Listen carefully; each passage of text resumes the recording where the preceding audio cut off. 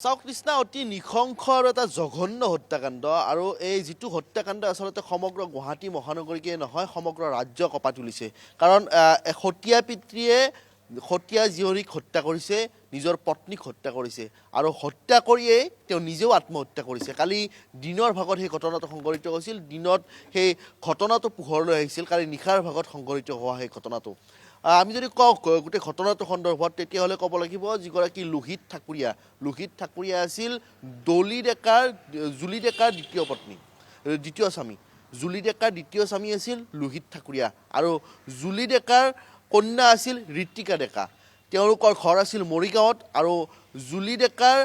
যি পূৰ্বৰ স্বামী ইতিমধ্যে তেওঁ মৃত্যুক সাৱটি লৈছে তেওঁৰ মৃত্যু হোৱাৰ পাছতেই পূৰ্বৰ স্বামীৰ যিটো চাকৰি ৰেল বিভাগত কৰ্মৰত আছিল সেই চাকৰিটো লাভ কৰিছিল জুলি ডেকাই পৰৱৰ্তী সময়ত গুৱাহাটীলৈ আহিছিল গুৱাহাটীলৈ অহাৰ পাছত এই লোহিত ঠাকুৰীয়াৰ সংস্পৰ্শলৈ আহিছিল তেওঁলোকৰ মাজত সম্পৰ্ক গঢ়ি উঠিছিল আৰু পৰৱৰ্তী সময়ত লোহিত ঠাকুৰীয়াই জুলি ডেকাক বিবাহ পাশত আবদ্ধ কৰাইছিল সন্তান কি আছিল ঋত্বিকা ডেকা জুলি ডেকাৰ ফালৰ আছিল সেই সন্তানটি সুখৰ সংসাৰ আছিল খুব ধুনীয়াকৈ চলি গৈছিল তেওঁলোকৰ সংসাৰ কিন্তু লোহিত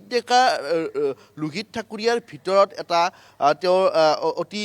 জঘন্য চৰিত্ৰ এটা আছে তেওঁৰ আৰু সেইবাবে হয়তো সেইগৰাকী ঋত্বিকা ডেকাক ধৰ্ষণ কৰাৰ অভিযোগত অভিযুক্ত হৈছিল তেওঁক ধৰ্ষণ কৰা বুলি অভিযোগ উত্থাপন হৈছিল আৰু তেতিয়াই পৰিয়ালৰ লোকে চানমাৰী আৰক্ষী থানাত এটা গোচৰ ৰুজু কৰিছিল আৰু সেই গোচৰৰ ভিত্তিতেই লোহিত ঠাকুৰীয়াক ইতিমধ্যে আৰক্ষীয়ে গ্ৰেপ্তাৰ কৰিছিল আৰু গ্ৰেপ্তাৰ কৰিয়েই প্ৰায় এবছৰ কাল জেলত আছিল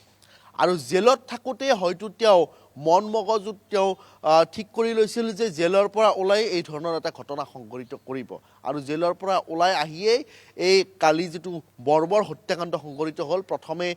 জুলি ডেকাক খপিয়াইছিল আৰু খপিয়াওঁতেই মৃত্যু হোৱা নাছিল তেতিয়া বাটামেৰে মূৰত খুব প্ৰচণ্ড জোৰে আক্ৰমণ কৰিছিল আৰু বাটামৰ কোবত জুলি ডেকাৰ মৃত্যুক সাৱটি লৈছিল পৰৱৰ্তী সময়ত ঋত্বিকা ডেকাৰ নামৰ যিগৰাকী কন্যা নৱম শ্ৰেণীত অধ্যয়নৰত সেই কন্যাগৰাকীকো ডিঙিত খপিয়াইছিল য'ত ডিঙিত দাখন লাগি আছিল এই ধৰণৰ যিটো এই হত্যাকাণ্ড সংঘটিত কৰিয়েই আত্মীয়লৈকে তেওঁ এটা মেছেজ পঠাইছিল আৰু সেই মেছেজটোত উল্লেখ কৰিছিল যে তেওঁ হত্যাকাণ্ড এটা সংঘটিত কৰিছে আৰু তাৰ পাছতেই তেওঁ নিজেই চিপ লৈ সেই বাসগৃহটোতে আত্মহত্যা কৰিছিল হত্যাকাণ্ডৰ পূৰ্বে সেইগৰাকী লোহিত ঠাকুৰীয়া বা তেওঁৰ পত্নী জুলি ডেকা বা এইগৰাকী ঋত্বিকা ডেকা আটাইয়ে খুব সুখেৰে ভাত খাইছিল তেওঁলোকে ছাগলীৰ মাংসৰে নিশাৰ সাজ গ্ৰহণ কৰিছিল য'ত চিকেনো আছিল এই ধৰণে তেওঁলোকে খুব ভালকৈ খোৱা বোৱা কৰিয়ে এই ঘটনাটো সংঘটিত কৰিছিল আৰু এই ঘটনা আচলতে যেতিয়া কালি বিয়লিৰ ভাগত পোহৰলৈ আহিছিল তেতিয়া সকলো কথা ভেদ হৈছিল কাৰণ লোহিত ঠাকুৰীয়া যে সেইগৰাকী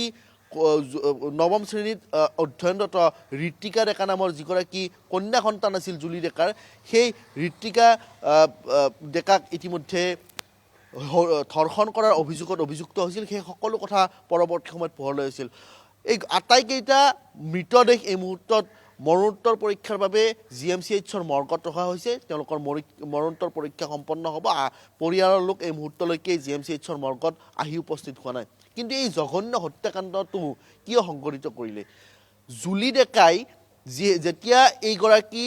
লোহিত ঠাকুৰীয়া নামৰ যিগৰাকী মৃত লোক সেই মৃত লোকজনে যেতিয়া তেওঁৰ স্বামী যেতিয়া তেওঁৰ কন্যাক যেতিয়া ধৰ্ষণৰ অভিযোগত অভিযুক্ত হৈছিল তাৰ পাছত কিয় তেওঁৰ লগত সম্পৰ্ক কৰিছিল তেওঁ তেতিয়াই সাৱধানতা অৱলম্বন কৰা নাছিল নেকি এই ধৰণৰ বিভিন্ন প্ৰশ্ন এই মুহূৰ্তত উত্থাপন হৈছে আৰু গোটেই ঘটনাটোৰ যিহেতু ৰহস্য ভেদ হৈছে ইয়াত নতুনকৈ ওলাবলগীয়া খুব বেছি একো নাই কাৰণ যিহেতু হত্যাকাৰীয়ে ইতিমধ্যে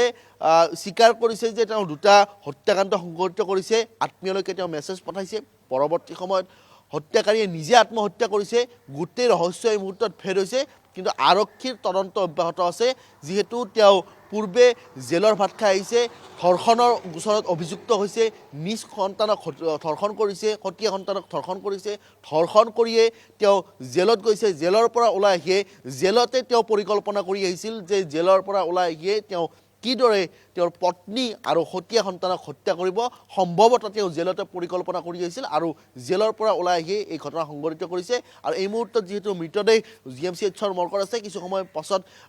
মৰণোত্তৰ পৰীক্ষা সম্পন্ন হ'ব আৰু মৰণোত্তৰ পৰীক্ষা সম্পন্ন হোৱাৰ পাছতে ধৰ্মীয় ৰীতি নীতিৰে তেওঁলোকৰ শেষকৃত্য সম্পন্ন হ'ব কিন্তু ৰবিউল আলম আপোনাক ধন্যবাদ জ্ঞাপন কৰিছো সমাজক লজ্জানত পৰৱৰ্তী সময়ত প্ৰয়োজন সাপেক্ষে পুনৰবাৰ আপোনাৰ সৈতে সংযুক্ত হ'ম এয়া আছিল ৰবিউল আলম এই মুহূৰ্তত আমি ধন্যবাদ জনাইছো